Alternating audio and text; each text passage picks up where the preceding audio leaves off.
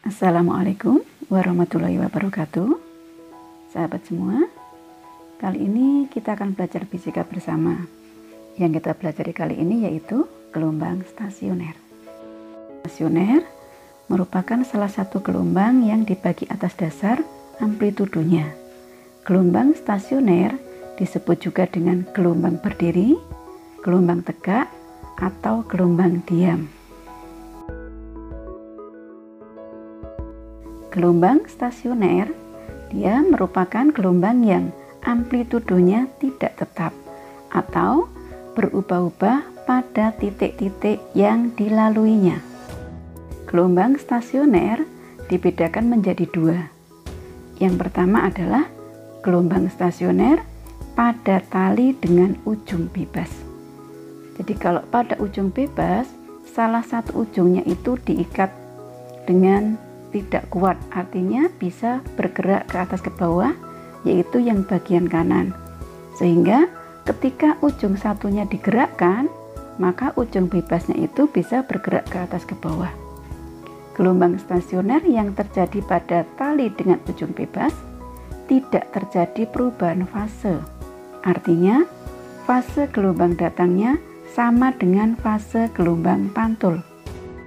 Selanjutnya, kita lihat simpangan yang terjadi pada gelombang stasioner pada ujung bebas yang dinyatakan dengan Y sama dengan 2A kosinus KX sin omega T. Besaran 2A cos KX disebut dengan amplitudo gelombang stasioner pada ujung bebas. Sedangkan untuk menentukan jarak simpul dan jarak perutnya dapat digunakan persamaan berikut. X sama dengan 2n-1 kali seperempat lambda dan X sama dengan n-1 kali setengah lambda. Yang kedua adalah pada tali dengan ujung terikat. Jadi pada ujung yang situ bagian kanan itu diikat dengan kuat, sehingga ketika kita gerakkan ujung satunya, maka yang terbentuk pertama itu adalah simpulnya. Pada gelombang stasioner dengan ujung terikat, saat gelombang sampai di ujung terikat, maka akan dipantulkan kembali dengan arah berlawanan dan fase yang berbeda dengan gelombang datangnya. Sehingga persamaan simpangannya adalah Y sama dengan 2A sin KX kosinus omega T. Besaran 2A sin KX disebut dengan amplitudo gelombang stasionernya.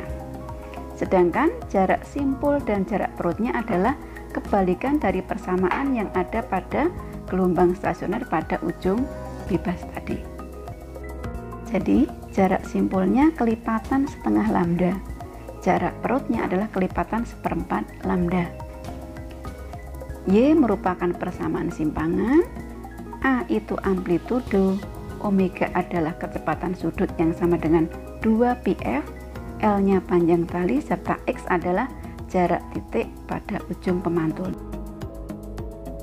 Sekarang kita lanjutkan dengan contoh soal pada gelombang stasioner. Di sini misalkan ada sebuah gelombang stasioner yang mempunyai persamaan sebagai berikut.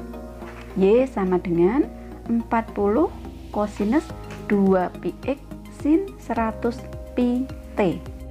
Ini Y dan X dalam satuan cm, sedangkan T dalam satuan sekon. Pertanyaannya adalah A. Frekuensi dan panjang gelombang, B. Letak simpul kedua dan letak perut ketiga. Untuk menyelesaikan soal ini, yang kita perhatikan adalah persamaannya tadi. Persamaan Y sama dengan 40 cos 2πx sin omega T, berarti K-nya adalah 2π dan omeganya adalah 100πt. Ya, besarnya panjang gelombang adalah 2π dibagi dengan 2π yang sama dengan 1 cm.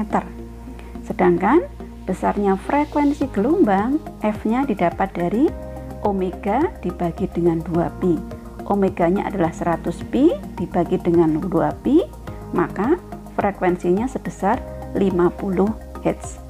Jadi kalau tadi panjang gelombangnya adalah satuannya cm, frekuensinya satuannya adalah Hz.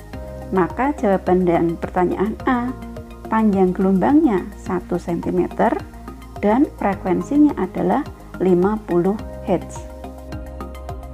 Selanjutnya, kita selesaikan pertanyaan yang kedua, yaitu menentukan titik simpul kedua. Titik simpul ditentukan dengan persamaan 2n-1 kali 1/4 lambda. N-nya adalah kedua, 2, berarti dari persamaan tadi didapat X-nya sama dengan 3/4 cm.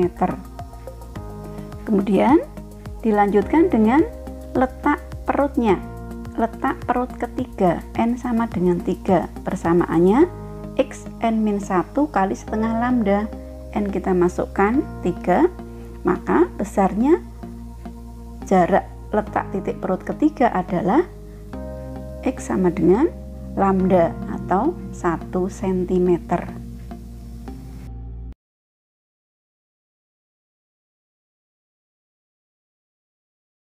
Kemudian, apa yang kita pelajari pada hari ini yaitu tentang gelombang stasioner. Semoga bermanfaat. Terima kasih. Assalamualaikum warahmatullahi wabarakatuh.